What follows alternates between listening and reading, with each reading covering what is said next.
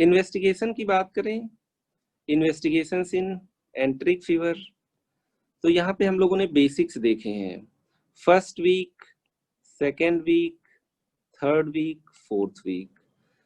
अगर किसी पेशेंट ने एंटीबायोटिक नहीं लिया है तो फर्स्ट वीक में हमारा जो इन्वेस्टिगेशन ऑफ चॉइस होगा that will be blood culture. Third week में स्टूल कल्चर देखा था हम लोगों ने। फोर्थ वीक में यूरिन कल्चर। अब यहाँ पे बात आ गई जो सबसे कॉमनली टेस्ट हम लोग कराते हैं, विडाल टेस्ट। ये हम लोग सेकेंड वीक में कराते हैं, राइट। तो एंटीबॉडीज सिग्निफिकेंट अमाउंट में सेकेंड वीक से मिलना स्टार्ट होती हैं। इसीलिए टाइफाइड के केस में अगर आप पहले ही वीक में विडाल टेस्ट कराएंगे, ओ और एच एंटीजन के अगेंस्ट एंटीबॉडी सिग्निफिकेंट अमाउंट में पहले वीक में नहीं मिलेगी, तो फॉल्सली आपको हो सकता है टाइफाइड हो, लेकिन यहाँ पे आपका नेगेटिव आएगा विडाल टेस्ट। ये निमोनिक बहुत ही काम का है। बासु, बासु में फर्स्ट वीक में हमने ब्लड कल्चर लिया, सेकेंड वीक में एंटीबॉडी टेस्ट लिया जो कि conventional antibody test Widal test है। उसके बाद हम लोग देखेंगे कि हम लोग टाइफीडॉट भी करा सकते हैं। और फिर उसके बाद थर्ड वीक में स्टूल कल्चर, फोर्थ वीक में यूरिन कल्चर, है ना। यहाँ पे स्टूल और यूरिन में जो बैक्टीरिया सेट होते हैं वो थर्ड और फोर्थ वीक में ज्यादा होते हैं, तो कल्चर पॉजिटिविटी आने के चांसेस ज्यादा है। तो ब्लड कल्चर है, स्टूल कल्चर है, यूरिन कल्चर है। कल्चर करके अगर हमने देख लिया कि वो पर्टिकुलर बैक्टीरिया ग्रो कर रहा है जिसको सस्पेक्ट कर रहे थे, तो आपकी डायग्नोसिस कंफर्म है। आगे चल के इससे सेंसिटिविटी भी कर सकते हैं कि जो ड्रग दे रहे हैं उससे ये बैक्टीरिया रेस्पॉन्ड करेगा कि नहीं, है ना। तो इसका एडवांटेज एक और होता है, we can also have sensitivity profile of that bacteria. उसके बाद हम लोग एंटीबॉडी टेस्ट की बात किए जिसको हम लोग कहते हैं विडाल टेस्ट। ये एग्लूटिनेशन टेस्ट होता है। यहाँ एंटीजन एंटीबॉडी को हम लोग डिफरेंट डाइल्यूशंस में देखते हैं। अगर बहुत डाइल्यूट कर देंगे तो शायद एंटीजन एंटीबॉडीज कम हो सीरम में और फिर एंटीजन एंटीबॉडी रिएक्शन ना हो पाए। तो एंटीजन एंटीबॉडी रिएक्शन के लिए एक प्रॉपर प्रपोर्शन होना चाहिए एंटीजन और एंटीबॉडी का। बहुत डाइल्यूट कर देंगे तो नहीं होगा। तो हम लोगों ने कहा था बहुत सारे लोगों में, बहुत सारे लोग टाइफॉइड कैरियर होते हैं या पास्ट इन्फेक्शन होता है या सब क्लिनिकल टाइफॉइड होता है उनको। तो यहाँ पे हमारी बॉडी में कई बार टाइफॉइड हो सकता है, तो कुछ बेस लाइन एंटीबॉडीज हमेशा होती हैं। इसी वजह से यहाँ पे बिल्कुल जीरो एंटीबॉडी नहीं होती है। 1:80 के डाइल्यूशन में भी अगर पॉजिटिव आ रहा है तो ये नॉर्मल है। अगर उसका डबल डाइल्यूशन ले रहे हैं 1:160 या उसके बियॉन्ड 320, है ना, या उसके बाद 660, अगर इतना डाइल्यूट करने के बाद भी एंटीजन एंटीबॉडी रिएक्शन हो और एग्लूटिनेशन हो, मतलब एग्लूटिनेट बने, तो हम लोग कहेंगे टाइफॉइड विडाल टेस्ट के थ्रू पॉजिटिव है। यहाँ पे हम लोगों ने कहा टाइफॉइड बैसिलाई बॉडी में गया, it will behave like antigen और बॉडी रिएक्ट करेगी एंटीबॉडी बना के। मेनली हमारे 3 एंटीजन ऐसे होते हैं जिनसे बॉडी रिएक्ट करती है जिनके against. O is somatic antigen, H is in flagella तो flagellar antigen, Vi polysaccharide antigen ये कैप्सूल में है, कैप्सूलर।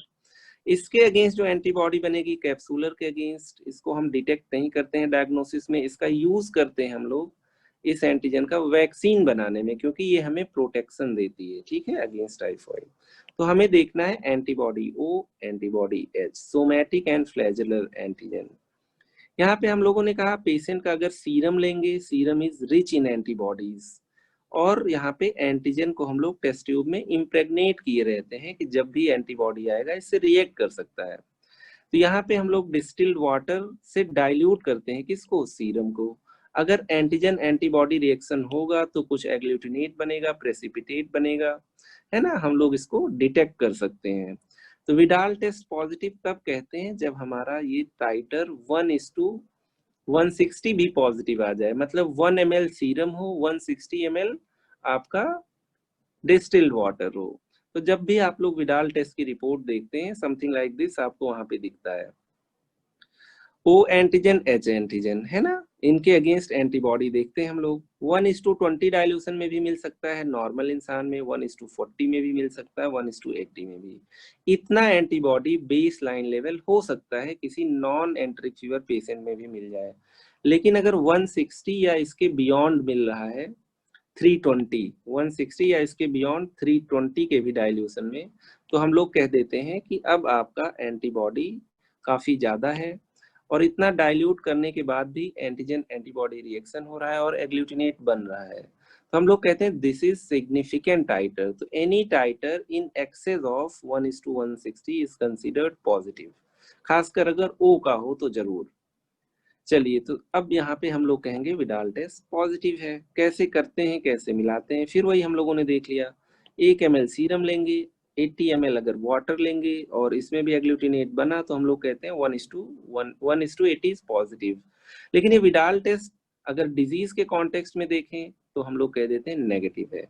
कब से पॉजिटिव मानते हैं, जब 160 ml डिस्टिल्ड वाटर हो, 1 ml सीरम हो और इसके बाद भी आपका एग्लूटिनेशन बने। ठीक है, तो विडाल टेस्ट फिर से लिख लेते हैं यहाँ पे, any titre more than 1:160 more than और इक्वल टू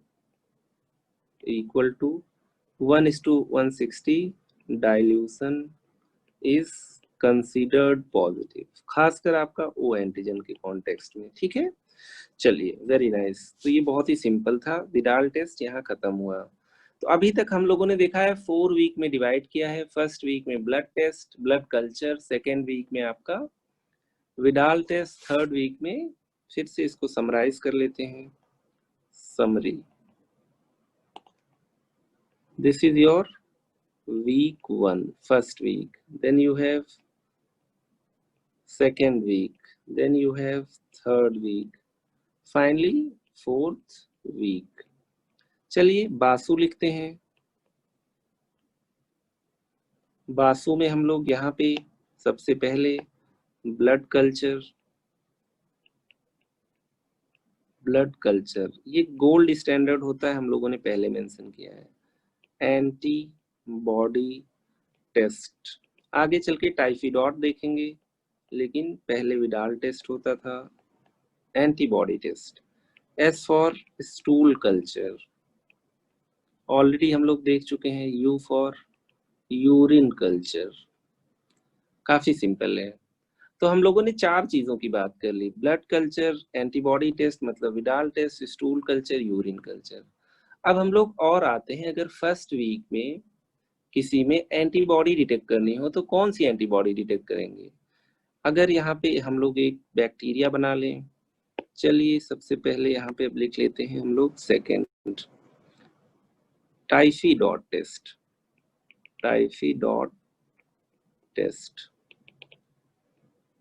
टाइफॉइड से मिलता जुलता नाम, Typhidot test, antibody detection test. But this is not your antibody against O, H or VI antigen. Antibody detection test in first week, ठीक है, more than 3 days, third day beyond ये positive आने लगता है। अगर मैं यहाँ पे एक सपोज कर लीजिए ये आपका बैक्टीरिया है, यहाँ पे ये फ्लैजिला है, फ्लैजिला के अंदर आपका H एंटीजन मिल जाता है। ये आपका अंदर है, इसकी बॉडी में है, वो है सोमैटिक एंटीजन। इसके ऊपर एक कैप्सूल होता है, इसके अंदर VI पॉलीसैकेराइड कैप्सूलर एंटीजन। ये एक लाइन डायग्राम है, एक्चुअली बैक्टीरिया ऐसा नहीं होता है। ठीक है, इसी तरीके से एक और एंटीजन हम लोग देख लेते हैं, जो आउटर मेम्ब्रेन प्रोटीन जिसको कहते हैं, OMP। ठीक है, ये एक आपकी प्रोटीन है 50 किलो डेल्टन की, ये सब यूनिट होती है, आउटर मेम्ब्रेन प्रोटीन। ये भी एक प्रोटीन है जो कि फॉरेन प्रोटीन है ना, हमारी बॉडी में नहीं है। बैक्टीरिया लेके आएगा तो अपनी बॉडी से रिएक्ट करेगी, कैसे, एंटीबॉडी बना के। आउटर मेम्ब्रेन प्रोटीन, ये भी एंटीजन जैसा बिहेव करेगा, बॉडी इसके अगेंस्ट भी एंटीबॉडी बनाएगी, बॉडी विल प्रिपेयर एंटीबॉडीज, इसके अगेंस्ट भी आपकी एंटीबॉडीज बनेंगी। AB, तो एक्यूट इन्फेक्शन में मान लीजिए उसको अभी 1 हफ्ते से फीवर आ रहा है तो पहले IgM बनेगा। आगे चल के IgG एंटीबॉडी में चेंज हो जाएगा। तो जब जिसको फीवर है अगर उसी समय हम कराते हैं तो हमें IgM मिलेगा, इसका मतलब मौके पे उसे टाइफॉइड है। जब वो ठीक हो जाएगा तो उसकी बॉडी में IgG परसिस्ट करेगा, इसका मतलब पास्ट में उसे किसका इन्फेक्शन हुआ है, टाइफॉइड का। तो यहाँ पे IgM एंटीबॉडीज आपकी एक्यूट इन्फेक्शन में, जब वो बीमार है, और IgG एंटीबॉडीज जब वो रिकवर कर लेगा, ठीक है, तो वो IgG में चेंज हो जाएगा। तो इसी को हम लोग कहते हैं IgM टाइफी. हम ये IgM डिटेक्ट करते हैं जिससे हमें पता चल जाता है करेंटली पेशेंट को डिजीज है कि नहीं है, ठीक है। आइए तो फिर यहाँ पे हम लोग देख रहे हैं कि हम लोग आउटर मेम्ब्रेन प्रोटीन के अगेंस्ट जो एंटीबॉडी होती है इसको फर्स्ट वीक में भी डिटेक्ट कर सकते हैं। अगर विडाल टेस्ट करते तो हमें रुकना पड़ता है ना। तो यहाँ पे therefore IgM typhi dot can be done beyond third day, है ना, beyond third day because antibodies against OMP become significant after 3 days. 2 days के बाद सिग्निफिकेंट हो जाते हैं, थर्ड डे से हम लोग IgM टाइफी डॉट की पॉजिटिविटी देख सकते हैं। अच्छा ये जल्दी भी टेस्ट कर लेते हैं इसको, ठीक है, विडाल टेस्ट 24 घंटे में आता है, ये क्विक टेस्ट होता है। तो अगर फर्स्ट वीक में हमें डिटेक्ट करना है तो IgM टाइफी डॉट, अभी आप लोग रिकॉल करिए, हमेशा टेस्ट पे डिपेंड मत करो, टेस्ट कभी सही भी आ सकता है गलत भी आ सकता है। ऑलवेज क्या कहते हैं, क्लिनिकल पे कमांड रखो अपना। पेशेंट को किस टाइप का फीवर आ रहा था, पेशेंट को अगर कंटिन्यूअस फीवर आ रहा है और बढ़ता जा रहा है तो इसका मतलब टाइफॉइड है ना। और इंटरमिटेंट आ रहा है तो हो सकता है मलेरिया वगैरह आप लोग सोचें, है ना। और बहुत ज्यादा बॉडी पेन के साथ आ रहा है, गैस्ट्रोइंटेस्टाइनल सिम्टम कम है, डेंगू सोच सकते हैं, चिकनगुनिया वगैरह सोच सकते हैं ना। क्लिनिकल को हमेशा आप लोग थोड़ा सा अपर हैंड दीजिए, क्योंकि हम लोग इन्वेस्टिगेशन खुद नहीं करते हैं, कहीं ना कहीं लैब भेजते हैं, चाहे सैंपल गलत हो गया हो, चाहे उन लोगों ने गलत इंटरप्रेट किया हो, चाहे सैंपल लगाया ही ना हो, रिपोर्ट फर्जी हो, ठीक है, अक्सर ये सब देखा जाता है, ठीक है। इसलिए कभी कभी आप लोग रिपोर्ट डिस्कस करते हो जो कि कभी कभी इररेलेवेंट टाइप के रिपोर्ट्स लगते हैं। तो कुल मिला के इतने सारे इन्वेस्टिगेशन हम लोगों ने देख लिए हैं। एक और चीज यहाँ पे है कि हम CBC भी कराएंगे यहाँ पे, जो हमें थोड़ा बहुत सपोर्ट और करेगा। आइए देखते हैं कंप्लीट ब्लड पिक्चर या complete blood count, CBC complete blood count. Complete blood count की बात करें तो थोड़ा बहुत इस बैक्टीरिया की वजह से बोन मैरो डिप्रेस होता है, जिसलिए टोटल ल्यूकोसाइट काउंट अक्सर बैक्टीरियल इन्फेक्शन में ज्यादा होता है, वायरल में TLC कम होता है, लेकिन यहाँ पे भी ये एक्सेप्शन है, ये भी बोन मैरो को थोड़ा सा डिप्रेस करता है। आपको पता है बोन मैरो ही आपकी ब्लड सेल्स को बनाता है। तो एक बेसिक यहाँ पे लिख लेते हैं, salmonella typhi and even paratyphi depresses the bone marrow, depresses the bone marrow, therefore cell count decreases, mainly RBCs and WBCs। तो इसीलिए जब यहाँ पे आप कराते हैं RBC कम होगा तो हीमोग्लोबिन आपका थोड़ा सा कम मिल सकता है, ऐसा तो कहीं ब्लीड होता नहीं है। हीमोग्लोबिन लोअर साइड पे होगा और आपका टोटल ल्यूकोसाइट काउंट भी कम होगा। 4000 to 11,000 ये आपके नॉर्मल होते हैं, तो यहाँ पे आपको मिल जाएगा बिलो 4000, है ना, 4000 से कम मिल जाएगा। तो जो आपके RBC, WBC और प्लेटलेट होते हैं वो डिफरेंट टाइप से सिंथेसाइज होते हैं बोन मैरो में, और जो लिम्फोइड होते हैं वो अलग सिंथेसाइज होते हैं।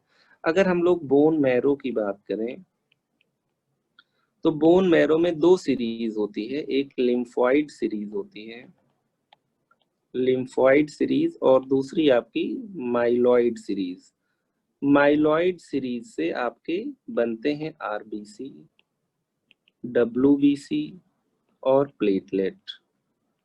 लिम्फोइड सीरीज से आपके लिम्फोसाइट्स बनते हैं, ठीक है, टी और बी लिम्फोसाइट्स, लिम्फोसाइट्स, लिम्फोसाइट्स। तो जो आपका ये टाइफॉइड बैसिलाई होता है, बोन मैरो को कुछ ऐसा डिप्रेस करता है कि इनका लेवल कम हो जाता है, ठीक है।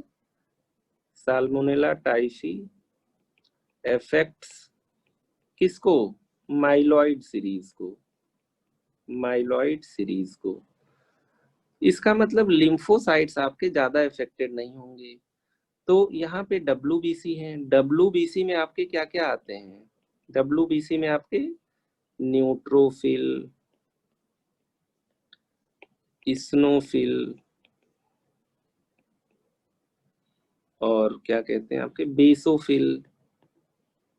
इसके अलावा लिम्फोसाइट्स भी डब्ल्यूबीसी में ही हम लोग काउंट करते हैं, लिम्फोसाइट्स। न्यूट्रोफिल्स को हम लोग पॉलीमॉर्फ बोलते हैं क्योंकि इनका शेप वगैरह डिफरेंट टाइप के होते हैं और ये फेगोसाइटोसिस वगैरह भी करते हैं। तो इन्हीं को अगर हम लोग डिफरेंशियल लें तो हम लोग कहते हैं डिफरेंशियल सेल काउंट। डिफरेंशियल मतलब अलग अलग करके लें। तो यहाँ पे टोटल करते हैं तो हम लोग कहते हैं total leucocyte count, TLC, total leucocyte count.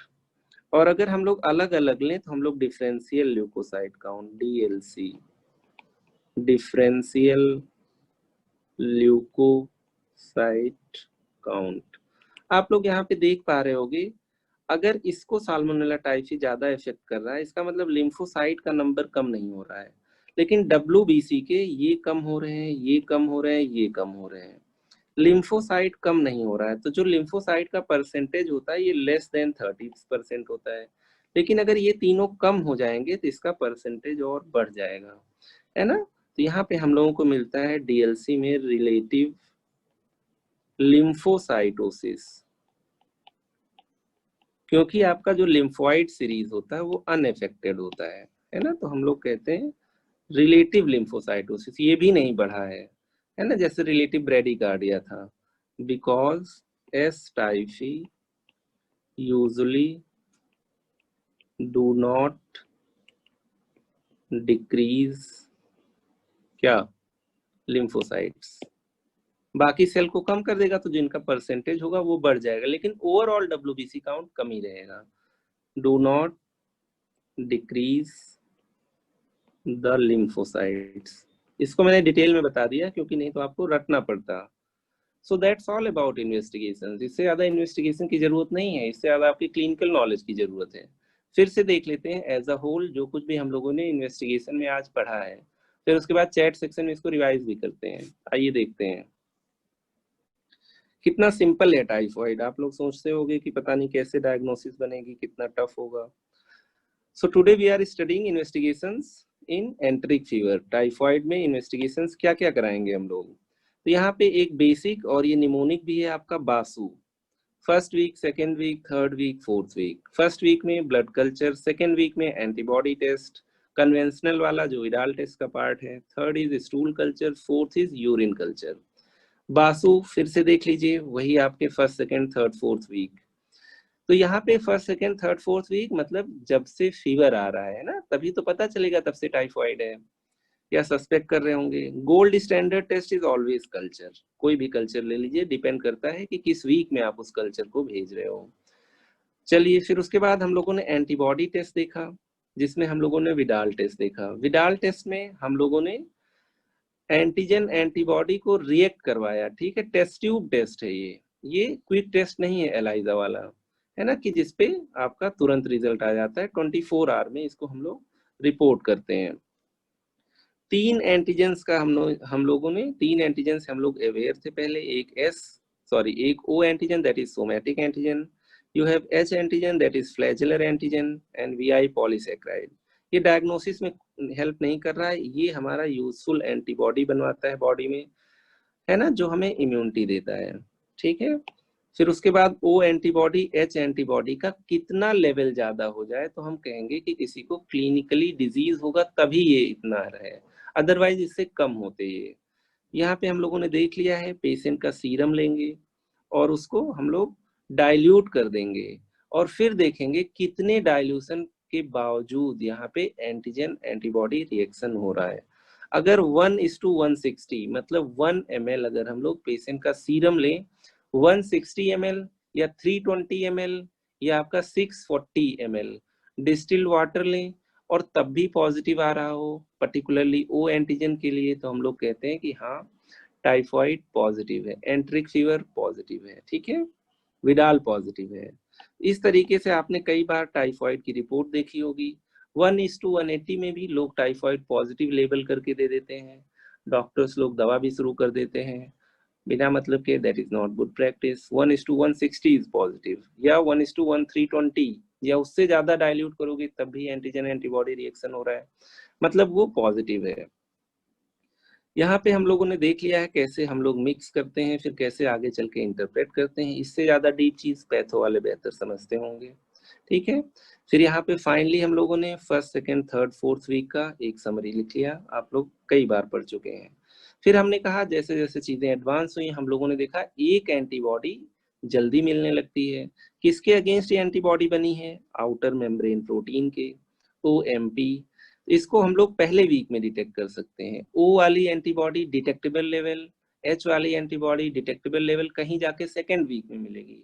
तो गलती से अगर आपने विडाल टेस्ट भेज दिया एक हफ्ते के पहले तो नेगेटिव आना ही है, भले ही उसको टाइफॉइड हो। बट यहाँ पे हमारा टाइफी डॉट टेस्ट हेल्पफुल होता है, जो आउटर मेम्ब्रेन प्रोटीन के अगेंस्ट एंटीबॉडीज को फर्स्ट वीक में डिटेक्ट कर लेता है। IgM टाइफी डॉट है ना, M एंटीबॉडी जो होती है IgM, वो एक्यूट इन्फेक्शन में बनती है। किसी को टाइफॉइड आज हुआ है तो आज कौन सी एंटीबॉडी बनेगी? आज हमारी IgM बनेगी। ओवर पीरियड ऑफ टाइम ये IgG में कन्वर्ट हो जाएगी। तो अगर क्रॉनिक किसी को प्रॉब्लम है या कोई ठीक हो चुका है, ऐसे लोगों में IgG से हम लोग इन्फ्लुएंस ले सकते हैं कि हाँ उसको टाइफॉइड हुआ था। तो IgM टाइफी डॉट ये बहुत ही फेमस और क्विक टेस्ट है, जल्दी रिजल्ट्स भी आ जाते हैं। फिर उसके अलावा हम लोगों ने देख लिया CBC तो हमें बेसलाइन चाहिए होता है, लेकिन इससे हम ये एक्चुअली नहीं बता सकते कि ये टाइफॉइड ही है जब तक हम टाइफॉइड का कल्चर या एंटीबॉडी पर्टिकुलरली देख ना लें। हाँ, लेकिन सपोर्टिव एविडेंस के तौर पे ये हमें हेल्प कर सकता है ना। तो यहाँ पे salmonella typhi bone marrow depression भी कॉज करता है। ये बैक्टीरिया बोन मैरो की फंक्शनिंग को कम कर देता है, जिसकी वजह से सारे सेल्स आपके कौन से, जो माइलॉइड सीरीज के हैं, ये खासकर अफेक्टेड होते हैं। तो बोन मैरो दो तरीके से ब्लड सेल बनाती है, एक लिम्फोइड सीरीज होती है, दूसरी माइलॉइड सीरीज होती है। जो टाइफॉइड बैक्टीरिया होता है माइलॉइड सीरीज को ज्यादा इफेक्ट करता है। तो यहाँ पे WBC तो मैंने लिख दिया है, लेकिन WBC में लिम्फोसाइट्स भी आते हैं। तो मोस्टली WBC जो कि आपके इस्नोफिल, बेसोफिल, न्यूट्रोफिल है, ये आपका माइलॉइड सीरीज बनाता है। माइलॉइड सीरीज डिप्रेस हो जाएगा तो ये आपके मेजर 70% होते हैं, तो इसका मतलब टोटल ल्यूकोसाइट काउंट कम हो जाएगा। लेकिन क्योंकि इन्होंने लिम्फोसाइट को कुछ ज्यादा इफेक्ट नहीं किया, तो लिम्फोसाइट का परसेंटेज जो कि 30% से कम था, वो अब परसेंटेज उसका बढ़ जाएगा, ना कि लिम्फोसाइट्स एब्सोल्युटली बढ़ जाएंगे। तो हम लोग इसी को कहते हैं DLC में रिलेटिव लिम्फोसाइटोसिस मिलता है ना, क्योंकि यहाँ पे लिम्फोसाइट्स आपके बढ़े हुए मिल सकते हैं, ठीक है। तो यहाँ पे हम लोग एक सपोर्टिव एविडेंस ले सकते हैं कि लिम्फोसाइट का परसेंटेज ज्यादा हो, लेकिन ओवरऑल टोटल WBC काउंट 4000 से कम हो। 4000 to 11000 नॉर्मल होता है। चैट सेक्शन में आइए सभी लोग।